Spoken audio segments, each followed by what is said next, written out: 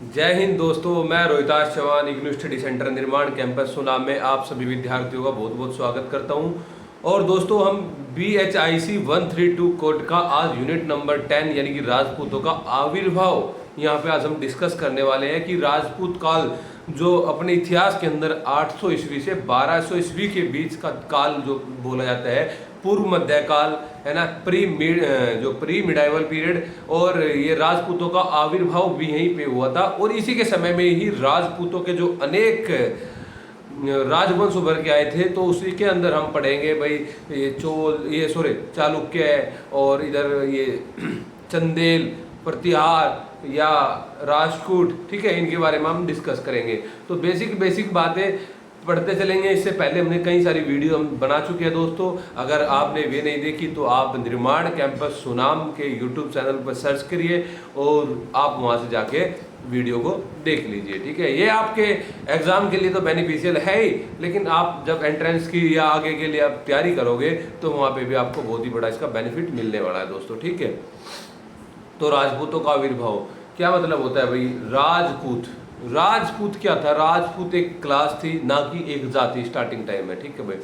आज के समय में भी हम देख रहे हैं कि एक बहुत बड़ी कंट्रोवर्सी चल रही है ना, एक बहुत ही बड़ी कंट्रोवर्सी चल रही है, क्योंकि पूर्व मध्यकाल या राजपूत काल के अंदर जो राजा हुए हैं उसको लेकर दो विभिन्न जो जाति है आज के समय में, उनके बीच में एक कंट्रोवर्सी है। वो बोल रहे हैं कि राजा मीरवोज हमारे थे, वो बोल रहे हैं राजा मीरवोज हमारे थे। आपको अभी इतने डीप में नहीं जाना है, इस पे रिसर्च चल रही है, ये मामला कोर्ट में है, तो ये अपना आ जाएगा, रिजल्ट जो आएगा आपको उसकी जानकारी मिल जाएगी, ठीक है। तो हम तो वही जो बुक के अंदर है उसी चीज़ का हम यहाँ पे दोस्तों अध्ययन करने वाले हैं, ठीक है। तो राजपूत शब्द का अर्थ क्या होता है, महत्व क्या होता है, राजपूतों की उत्पत्ति कहाँ पे हुई है, क्या उदय कहाँ पे हुआ है, त्रिपक्षीय संघर्ष है ना राजपूतों का, गुर्जर प्रतिहारों का और इनका पालों का, ठीक है भाई। गुर्जर प्रतिहारों के बाद में कौन कौन से ऐसे राजपूत राज्य आए हैं जो यहाँ पे भारत में उन्होंने बड़ा शासन स्थापित किया है, या राजस्थान में जो भी कुछ राजपूत राज्य हुए उनके बारे में, और राजपूत वंशों का इनका प्रसार कहाँ कहाँ पे हुआ, ये दोस्तों डिस्कस करने वाले हैं। राजनीतिक और सैन्य प्रणाली और इनके जो किले हैं, विशेष तौर पे राजस्थान में, मध्य प्रदेश के अंदर जो किले हैं वे भी बहुत जानने लायक इम्पोर्टेंट आपके। तो शुरू करते हैं भाई। क्या मतलब होता है राजपूत शब्द का?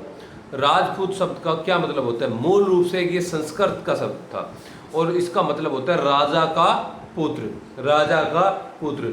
राजपूत शब्द के प्राकृत रूपी को विभिन्न रूप से, जैसे कि हम राजपूत को पहले समय में रावत के नाम से भी जानते थे, आज भी आप देखते हैं उत्तराखंड के अंदर रावत जो कि एक सरनेम है, पूर्व जो मुख्यमंत्री थे उत्तराखंड के त्रिवेंद्र रावत, हरीश रावत, ये भी तक राजपूत राजवंश से संबंधित है ना। तो राजपूतों को रावत भी बोलते थे, रोता भी बोलते थे, रोला भी बोलते थे और रावल के नाम से भी जाना जाता था, रावल के नाम से भी जाना जाता था। 7वीं सदी के बाद में बस इस शब्द में इतना परिवर्तन ध्यान देने योग्य है आपके लिए कि राजा के जो बेटे होते थे उसके बजाय एक जमींदार के अर्थ में अब राजपूत शब्द का प्रयोग किया जाने लगा था। बाण भट्ट के जो हर्षचरित है, क्योंकि बाण भट्ट उस समय का एक बहुत ही मुख्य स्रोत है दोस्तों। और मुख्य स्रोत क्यों है बाण भट्ट? क्योंकि उत्तर गुप्त काल के अंदर हर्षवर्धन के समय में बाण भट्ट उसके दरबार में रहते थे और वहीं पे बाण भट्ट ने अपनी हर्षचरित की रचना की, वहीं पे बाण भट्ट ने कादम्बरी की रचना की, है ना। तो ये उस समय के राजपूत वंश को जानने के लिए बहुत ही इम्पोर्टेंट स्रोत है ये आपके लिए, बाण भट्ट का हर्षचरित, कादम्बरी, है ना। ये दोनों के दोनों, कादम्बरी में भी इसका प्रयोग है ना एक कुलीन वंश के व्यक्तियों के लिए किया गया है, कादम्बरी में भी इसका प्रयोग एक कुलीन वंश के व्यक्तियों के लिए किया गया है कादम्बरी के अंदर, ठीक है। उसी समय में कश्मीर के अंदर कल्हण की एक राज तरंगणी में राजपूत शब्द का प्रयोग केवल एक जमींदार के रूप में किया गया है। राजपूतों के 36 कुलों से जन्म जो लेता है ना। 12वीं शताब्दी के बाद इसका इस्तेमाल होने लगा।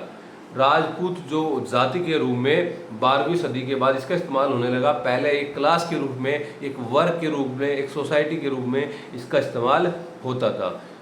भुवन देव की जो 12वीं शताब्दी के अपराजित जो एक विशिष्ट सामंती व्यवस्था का रचना का वर्णन करता है, उसमें राजपूतों के बारे में संदर्भित करते हैं कि जो संपदा रखने वाले छोटे ओहदे के प्रमुख के एक बड़े हिस्से का गठन करते हैं। उनमें से प्रत्येक एक या एक से अधिक गांवों का जो गठन करता है। सत्तारूढ़ अभिजातियों के बीच राजपूतों ने एक विस्तृत श्रृंखला का अंतर्निहित किया भाई, ठीक है। एक राजा के वास्तविक बेटे से लेकर निचले स्तर के जमींदार तक इसके अंदर शामिल होते थे। ये अलग अलग समकालीन स्रोतों से अलग अलग जानकारी आपको देखने को मिलेगी, ठीक है। राजपूत एक सैन्य प्रमुख के रूप में, राजपूत एक सैन्य प्रमुख के रूप में भाई उत्तर पश्चिमी जो सीमा प्रांत थी उसमें पाई जाने वाली बक्सली पांडुलिपि और इसके बाद 8वीं सदी में चचनामा, ये स्रोत है भाई जहाँ से हमें जानकारी मिलती है इनके बारे में। इससे प्राप्त भाड़े के जो सैनिकों के रूप में राजपूतों का उपस्थिति जो है 7वीं सदी में साबित होती है, राजपूतों की उपस्थिति। इस अवधि की सभी पारंपरिक जो भाट परंपराओं में राजपूतों को घुड़सवार के रूप में दिखाया गया। जो भाट परंपरा है आज भी हम विशेष तौर पे देखते हैं गाँव के अंदर कि भाट परंपरा हमारे बहुत पुराने इतिहास की ये जानकारी हमें दे देते हैं। आप देखोगे कि आपका भाट है जो जहाँ भी रहते हैं उसके पास आपके पूर्वजों की पूरी वंशावलियाँ होती है कि ये आपके पूर्वज थे, ठीक है। यह फिर से नज़रअंदाज नहीं किया जा सकता कि प्रारंभिक मध्ययुगीन काल के राजपूतों के वंशजों में से एक प्रतिहारों ने, यानी कि हयापति घोड़ों के स्वामी, हयापति घोड़ों के स्वामी, किसकी उपाधि थी? गुर्जर प्रतिहारों की उपाधि थी, घोड़ों के स्वामी। इन्होंने अपने ये उपाधि धारण करने पर बहुत ही गर्व इनका महसूस इन्होंने किया। राजपूतों का जो सैन्य चरित्र था वो लेखा पद्धति थी जो उससे उससे जानकारी हमें मिलती है कि जो राज्य या अधिपति को सैन्य सेवाओं के बदले में उन्हें भूमि अनुदान प्रदान करने का उल्लेख ये करते हैं। सैन्य दायित्व के बारे में उपयुक्त ग्रंथ में एक घोषणा पत्र में हमें यह जानकारी मिलती है कि जब एक राजपूत एक रणाका से एक जागीर के लिए आवेदन करता है। रणाका क्या होती थी? रणाका एक सामंती प्रमुख जो राज्य का प्रतिनिधित्व करता था। उसके लिए न केवल आवश्यक है कि वहाँ कानून और व्यवस्था बनाए रखे, बल्कि पुरानी व्यवस्थाओं के अनुसार राजस्व जो इकट्ठा करने और मुख्यालय में अपने रणापा जो अधिपति की सेवा के लिए ये रणाका सैनिक कौन होते थे भाई? जो 100 पैदल जो 100 सैनिकों को पैदल चलने वाले हैं ना, और 20 घोड़सवारों की जो प्रस्तुति करना भी यहाँ पे आवश्यक इनके लिए था भाई। यहाँ पे हम रणाका का विशेष तौर पे इसके बारे में जिक्र करते हैं। राजपूत राजाओं और अधिकारियों के पुत्रों के रूप में, हालांकि राजपूतों की जो स्थिति थी गैडवालों और चौहानों के तहत विशिष्ट थी। हम पढ़ेंगे गैडवाल वंश और चौहान वंश। चौहान वंश अजमेर के अंदर एक बहुत बड़ा वंश स्थापित था, और गैडवाल जिसका मुख्य शासक आपका जयचंद हुआ है। और मैंने बताया था कि जयचंद ने ही मोहम्मद गोरी को भारत पे आक्रमण करने के लिए बुलाया था, क्योंकि पृथ्वीराज चौहान ने उसकी पुत्री को भरे स्वयंवर से उठा लिया था, जिसका नाम संयोगिता था, ठीक है। इसका बदला लेने के लिए सल्तनत काल से पहले मोहम्मद गोरी को बुलाया जाता है। और यही बात हम मुगल काल में भी देखेंगे कि दौलत खान लोधी और अन्य के द्वारा इसको बुलाया जाता है, ठीक है भाई।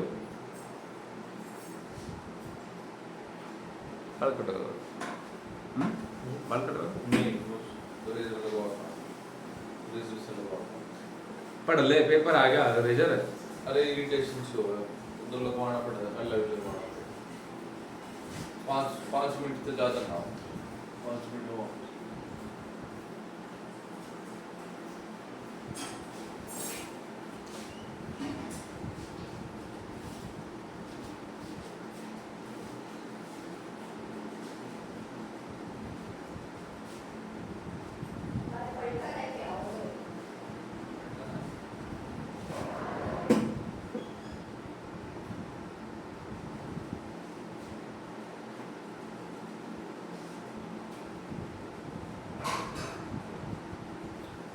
राजपूत राजाओं और अधिकारियों के पुत्रों के रूप में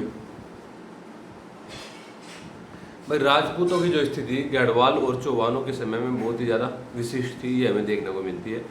आमतौर पर राजाओं के जो वास्तविक बेटे को ही यह उपाधि दी जाती थी। कौन सी? गढ़वालों की, चौहानों की। प्रशासन में विशेष शक्तियों का प्रयोग करते थे और राजाओं और उन्हें सौंपे गए एक जागीर के प्रशासक के रूप में कार्य करते थे।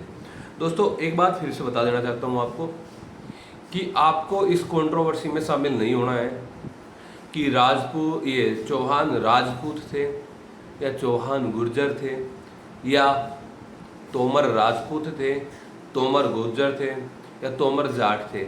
आज के समय में ये कंट्रोवर्सी बहुत ही ज़्यादा हुई है ना। दिल्ली के अंदर जो दिल्ली का जो संस्थापक है अनंगपाल तोमर, दिल्ली का जो संस्थापक है अनंगपाल तोमर है ना, इसको भी गुर्जर प्रतिहार इसको अपना बता के मान चल रहे हैं। इधर राजपूत समाज इसको अपना मान रहा है, इधर जाट समाज इस पे अपना बता रहा है कि भाई ये जो अनंगपाल तोमर थे ये जाट समाज से थे, ठीक है। इसी प्रकार मीर भोज के ऊपर भी गुर्जर और राजपूतों में, इसी प्रकार पृथ्वीराज चौहान तृतीय पे भी गुर्जर और राजपूतों पे ये संघर्ष चल रहा है। लेकिन आपको इसकी जानकारी जब विशेष बुक का आप अध्ययन करेंगे, स्पेशली जब आप इनको पढ़ेंगे के.एम. मुंशी की बुक को, तो वहाँ पे आपको जानकारी मिलेगी कि क्या सही था और क्या गलत था, या अन्य बुक से भी आपकी जानकारी मिलेगी।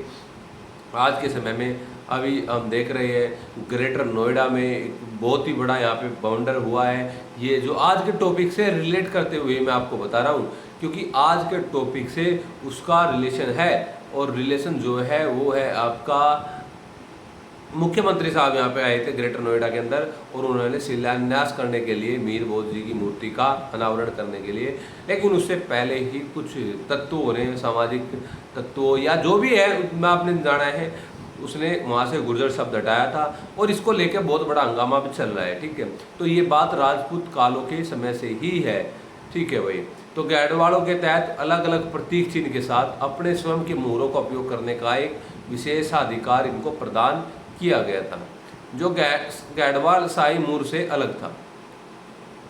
प्रशासन के मामलों में उनकी गहरी रुचि के कारण चौहानों के तहत कुछ राजपूतों को शाही विशेषाधिकार के साथ संपन्न किया गया था और उन्हें सभी शाही और प्रशासनिक गतिविधियों का प्रभार दिया गया था। वे राज्य करने वाले राजा की सहमति से भूमि और गांव भी अनुदान कर सकते थे। चौहान जो राजकुमार होते थे उनको व्यक्तिगत भोग के लिए जागीर भी दी जाती थी। चौहान राजकुमारों को व्यक्तिगत रूप से भोग के लिए जागीर भी दी जाती थी। हालांकि इन जागीरों को उनकी निजी संपत्ति नहीं माना जाता था, क्योंकि कभी कभी केंद्र सरकार ने इन जागीरों से राजस्व आवंटित करने की अपनी जो शक्ति थी उसका प्रयोग किया था। भूमि के छोटे हिस्से को आवंटित करने का अधिकार या अपनी आय को राजा की अनुमति के बिना एक धर्मार्थ उद्देश्य के रूप में प्रदान करने का अधिकार उन्हें प्राप्त था। चौहानों के तहत राजपुत्र जो राजा के वास्तविक पुत्र नहीं थे लेकिन केवल शीर्षाधिकारी थे, राजा उसके सहायक के सख्त नियंत्रण और पर्यवेक्षण के तहत जागीर के कार्यों को संचालित करने के लिए सामंती प्रमुख या अधिकारियों के रूप में भी कार्य करते थे, ठीक है। अब ये देखो 36 राजपूत वंश, 36 राजपूत वंश कौन से थे भाई? सभी समकालीन ग्रंथों ने 36 वंशों के रूप में राजपूत वंशों की संख्या का एक उल्लेख किया है। पूरी सूची पृथ्वीराज रासो यानी कि चंद बरदाई की पृथ्वीराज रासो, जिससे हमें इतिहास की बहुत जानकारी मिलती है। कुमारपाल चरित्र, ये कुमारपाल के कुमार वर्ण रत्नाकर और मारवाड़ के एक जैन मंदिर से एक प्राचीन कृति द्वारा प्रदान की गई है। कर्नल टाड जो राजस्थान का एक बहुत बड़ा इतिहासकार हुआ है, ने उपयुक्त स्रोतों से वंशों के नामों का अध्ययन किया और भाषाई त्रुटियों को दूर करते हुए अपनी सूची तैयार की। हालांकि मूल साहित्यिक ग्रंथों के साथ उपरोक्त सूची की तुलना से पता चलता है कि टाड ने विदेशी मूल के जनजातीय समूहों और यहाँ तक कि उनकी राजपूत वंशों में भी शामिल किया था, जो उपकुलों के रूप में काफ़ी बाद में उत्पन्न हुए थे, ठीक है। राजपूतों की उत्पत्ति, इसके वाद विवाद से संबंधित अभी यही तो चल रहा है। राजपूतों की उत्पत्ति भाई वाद विवाद तो चल ही रहा है इसमें। चंद्रबरदाई ने अपनी पृथ्वीराज रासो 12वीं सदी में उल्लेख किया है कि चालुक्य, प्रतिहारों, परमारों और चौहानों की उत्पत्ति विशिष्ट अग्निकुंड से हुई थी। ये 4 राजवंश की उत्पत्ति विशिष्ट अग्निकुंड से हुई थी। कौन कौन से थे? चालुक्य थे, चौहान थे, प्रतिहार थे, परमार थे। इन चारों राजवंशों की स्थिति अग्निकुंड से हुई थी। इसके अनुसार यानी कि पृथ्वीराज रासो के अनुसार विश्वामित्र, अगस्त्य ऋषि, वशिष्ठ ऋषि और अन्य ऋषियों ने माउंट आबू पर एक महान बलिदान कार्य अपना शुरू किया था। अब दैत्यों ने इसे बोधित किया और वशिष्ठ ने इनके यज्ञ वेदों में 3 योद्धाओं यानी कि प्रतिहारा, सोलंकी और परमार को अनुक्रम से पैदा किया। ये अग्निकुंड से इसके साक्ष्य की जानकारी हमें मिलती है। राजपूतों के अग्निकुल मूल को मानने वाले आधुनिक विद्वान वाटसन, फोवर्स, कैफेल और डी.आर. भंडारकर आदि है। प्रतिपाल भाटिया द्वारा राजपूतों के गुर्जर मूल की आलोचना की गई है।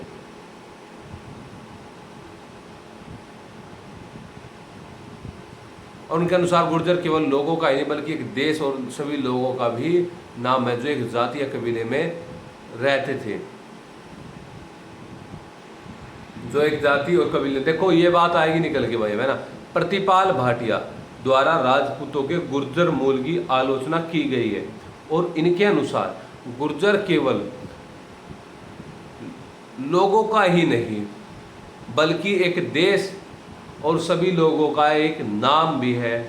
एक देश मतलब जैसे आज हम बोलते हैं गुर्जरात्रा या गुर्जर देश, गुर्जर गुजरात में रहने वाले गुर्जर देश या गुर्जरात्रा इनका नाम है जो एक जाति या कबीले में रहते थे।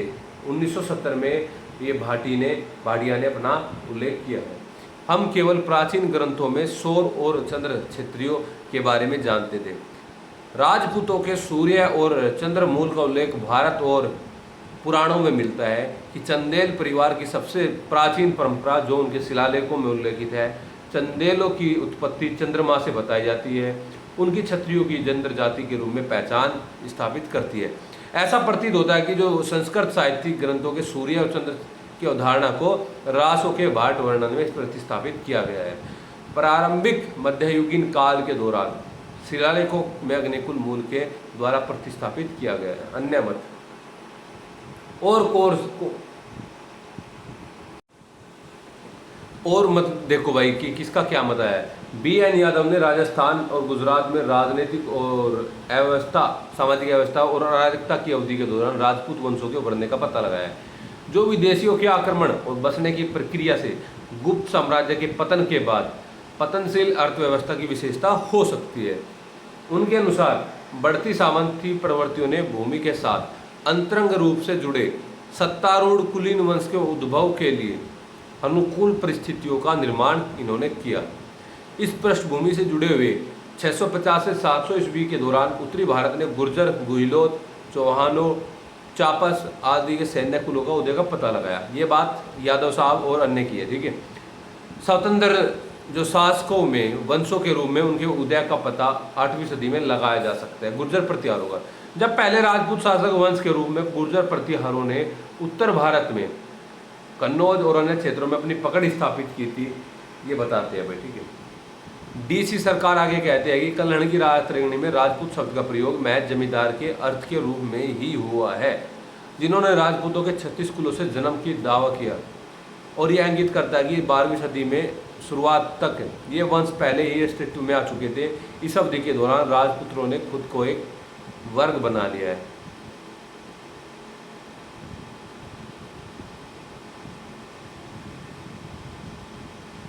नवीनतम जो आज के समय में विचार है, बी.डी. चट्टोपाध्याय एक प्रक्रिया के रूप में राजपूतों के उद्भव की जांच करते हैं, जो विभिन्न अवधियों और विभिन्न क्षेत्रों में लगभग समान नहीं थे, लेकिन समय और स्थान के संदर्भ में भिन्न थे।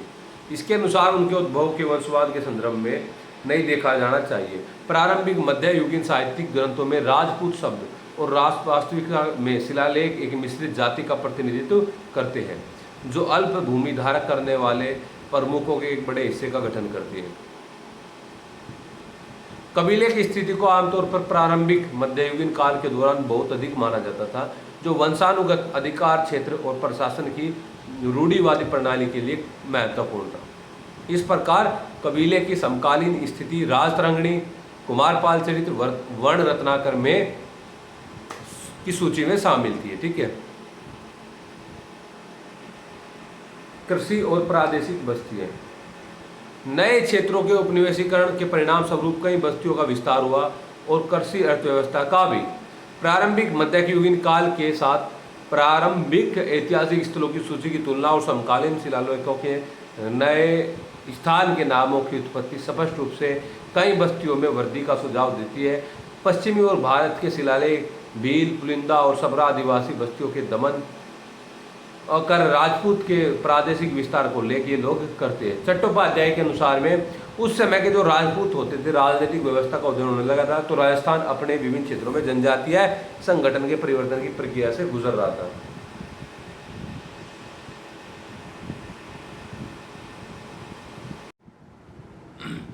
इनकी क्षत्रियों की सामाजिक स्थिति में गतिशीलता।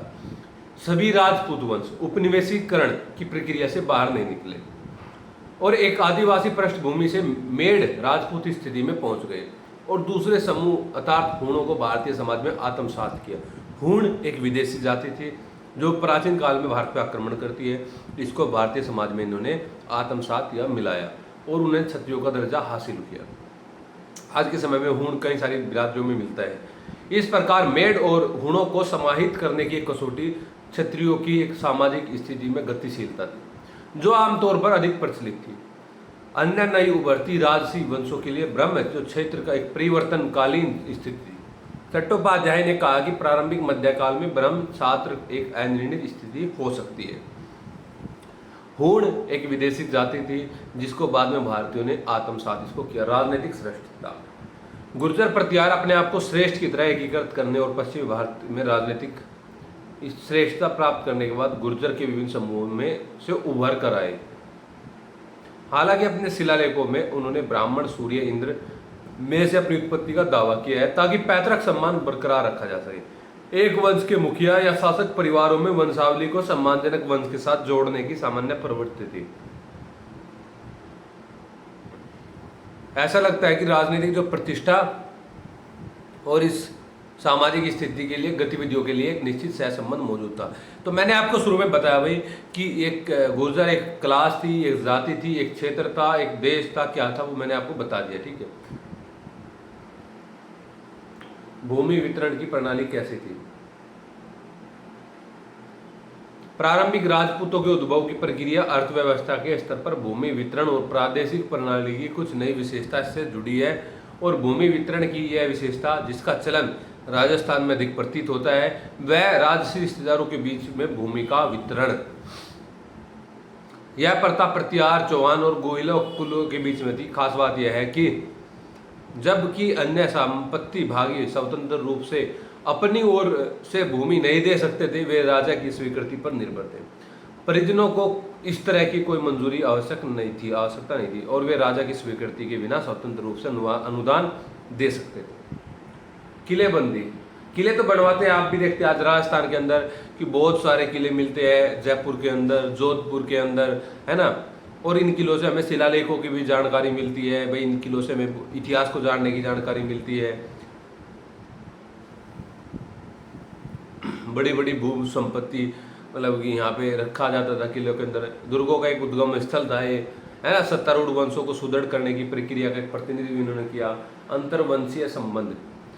सामाजिक संबंधों के अंतर में राजपूत वंशों का सुदृढ़ीकरण और राजपूतीकरण की प्रक्रिया, वृद्धि का संबंध कबीलों अंतर कबीलों संबंध के बीच में विवाह के तंत्र जाल से था। विवाह तंत्र के माध्यम से बनाए गए अंतर कबीलाई संबंधों ने कुछ समूहों को सामाजिक वैधता प्रदान की जिन्होंने पश्चिमी भारत में पर्याप्त राजनीतिक शक्ति हासिल कर ली थी। इन विवाहों से सामाजिक और राजनीतिक गतिविधियों के व्यापक क्षेत्रों में सहयोग हो सकता था।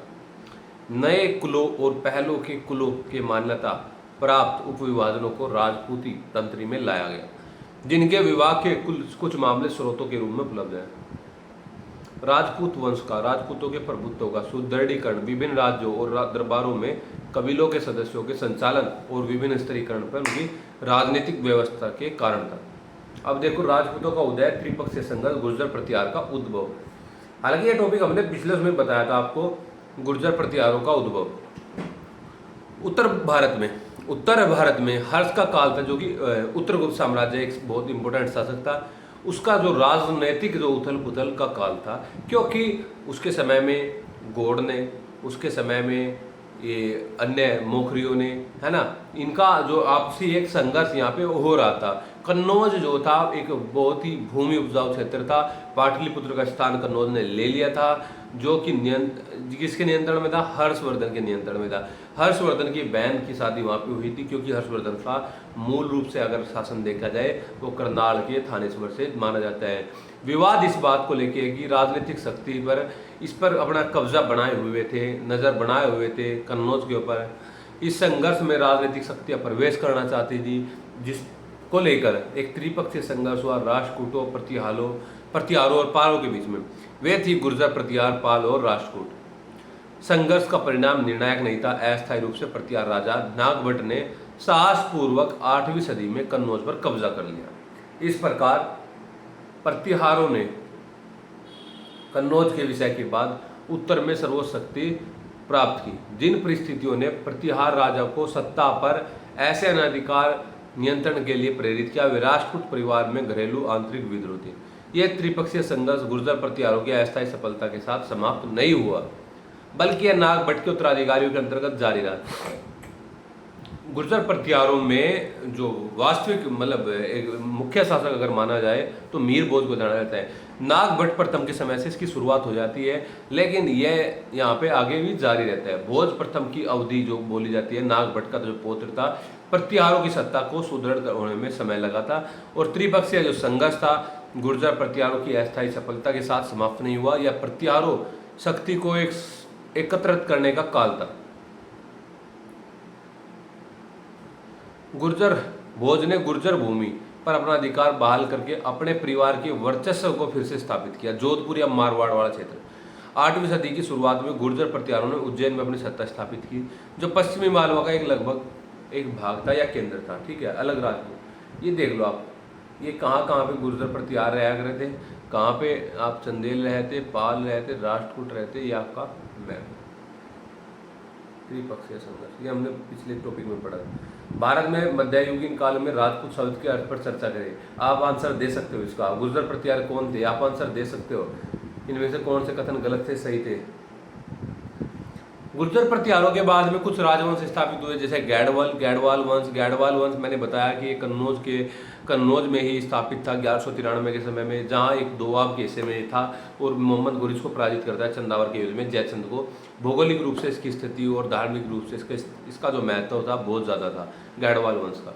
चौहान वंश में मैंने बताया है आपको, आप पढ़ेंगे तो हम कई सारे चौहानों को, लेकिन विशेष तौर पे हम देखते हैं कि चौहान पृथ्वीराज चौहान तृतीय जो कि मुख्य शासक था, उसको 1192 की जो तराइन की जो लड़ाई हुई उसमें मोहम्मद घोरी पराजित कर देता है। इसके बाद हम राजपूत देखते हैं, ये चंदेल देखते हैं। चंदेल भी एक शक्ति थी समकालीन और गुर्जर प्रतिहारों के सामंतों में से एक थे। ये इन्होंने भारत पे शासन किया। इनके क्षेत्र को जेजाक भुक्ति यानी कि आधुनिक बुंदेलखंड के नाम से जाना जाता है। उनका जो क्षेत्रीय विस्तार था समय समय पर भिन्न होता था, लेकिन महत्वपूर्ण विस्तार जो उनके क्षेत्र में शामिल थे वे खजुराहो, महोबा, अजयगढ़ ये थे। परमार इसी प्रकार से हुए हैं, चालुक्य इसी प्रकार से हुए हैं, और आपके चालुक्य जो थे गुजरात और काठियावाड़ के क्षेत्र में 950 ईस्वी में चालुक्य गुर्जर प्रतिहारों के सामंत थे। इंद्र तृतीय के आक्रमण के बाद प्रतिहार अशांति और लाभ उठाते हुए राष्ट्रकूटों के दौरान तेजी से इनका पतन का लाभ उठाते हुए कृष्ण तृतीय की मृत्यु के बाद वे सरस्वती घाटी में अपनी स्वयं की एक रियासत स्थापित करने में सफल हुए। चालुक्य बघेल हुए, कलचुरी हुए। ये देखो भाई, पार्श्वनाथ मंदिर दिलवाड़ा, विकिपीडिया है ना, मंदिर देखो पार्श्वनाथ मंदिर।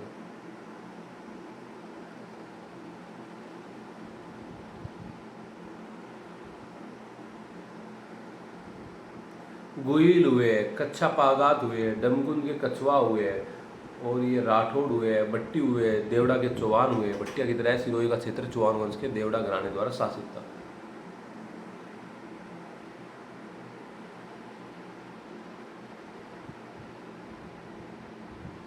ये चित्तौड़गढ़ किले का दृश्य है भाई, ये आपका चित्तौड़गढ़ किले का है। मैंने किले बताया ना आपको, ये चित्तौड़गढ़ किले का एक दृश्य है। देखिए कितना शानदार नज़ारा है। इसी प्रकार से ये रणथंबोर किला है, ये राजस्थान का रणथंबोर किला है, राजस्थान के अंदर।